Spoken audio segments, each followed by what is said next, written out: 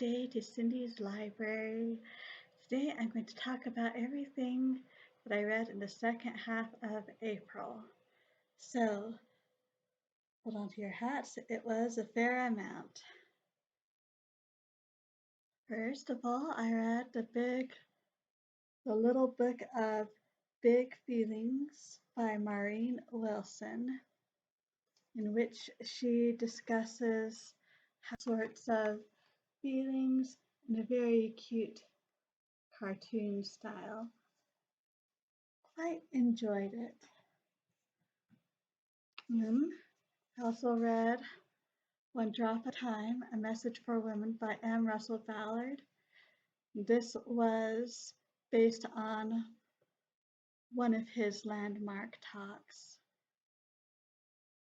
and basically talks about how we can't do everything, but we can choose one thing to do. So very timely, I thought. And this one I actually got for my birthday. Admiral William H. McRaven, U.S. Navy retired, The Hero Code, Lessons Learned from Lives Lived Well, in which he goes over 5 universal virtues and tells stories, or no, not 5, 10 universal virtues and tells stories who's either directly or indirectly involved in that exemplify each one of them. Quite inspiring. And I also reread Quiet Girl in a Noisy World, an Introvert's Story by Debbie Tung. She is another artist, cartoonist. Love her style. It's all about the introvert life and specifically her experiences with it. Let's just say there's a lot in there I can relate to. So, in the second half of April, we had a family reunion for a week. So I was in the back seat of the car for a fair amount of time. So what did I do? I got through 3 Harry Potter books. Now, not all of this was in the car, but yeah, this was a good idea to bring, especially since it's kind of hard to talk from the back seat in the car sometimes. And Harry needs no introduction, but if you haven't actually heard of him, he is a boy who lives with his aunt and uncle and cousin who all keep him downtrodden till one day he discovers he is a wizard and is invited to go to Hogwarts School of Witchcraft and Wizardry. And things happen from there. Plenty of mystery, plenty of school fun, wonderful imaginative world.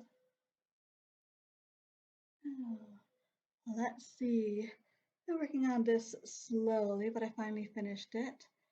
The Dhammapada, probably saying that wrong, sayings of the Buddha. So, found some inspirational things in here.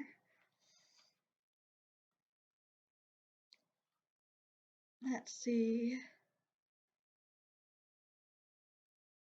Here's an example. Commendable is the taming of mind which is hard to hold down, nimble, alighting wherever it wants.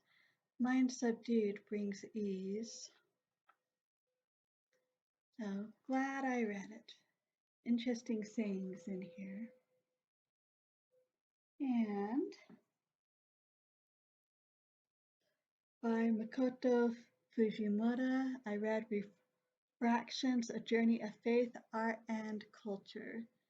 Makoto Fujimura is a very prominent artist of a specific type. I want to say,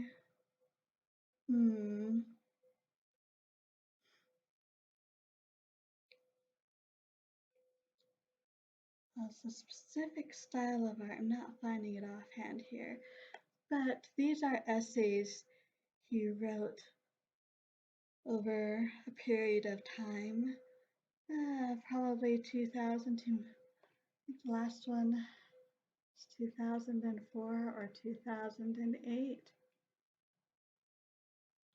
something like that, about art, about faith, about life, not the intersections of all of these.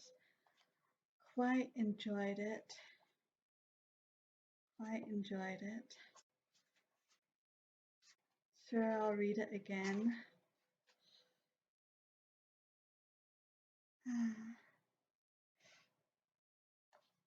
And there's plenty I could read from here, but here is one.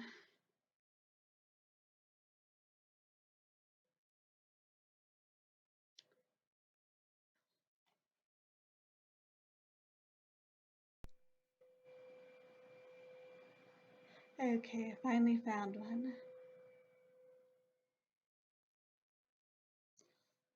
It begins in a belief that we are to live our lives for others. Art should let the other ones release from the bondage of decay, apathy, and loss. To the extent we are able to do that, we'll see a new language of expression that is not self-centered, but self-giving and generous. And I think that the greatest art does indeed have, at least as a part of it, this self-giving to others. Anyway, let's see. Oh, and I've got one more that I've been working on for a while, a little bit at a time. Letters of Dorothy Sayre, 1899 to 1936, The Making of a Detective Novelist, which is quite interesting to read about. How she was obsessed with the Three Musketeers as a teenager, loved and hated school, her college experiences, trying to find her place in the world, relationships, some that worked better than others, becoming a detective novelist, and by the end of this section at least, starting to write plays for the Canterbury Festival. And even the fact that she had a son. What can I say? I just love her style. It's very fun to read, even when just writing letters. Of course, people back then, they knew how to write letters.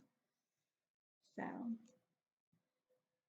overall, a very successful reading month, I would say, even if it wasn't entirely what I planned.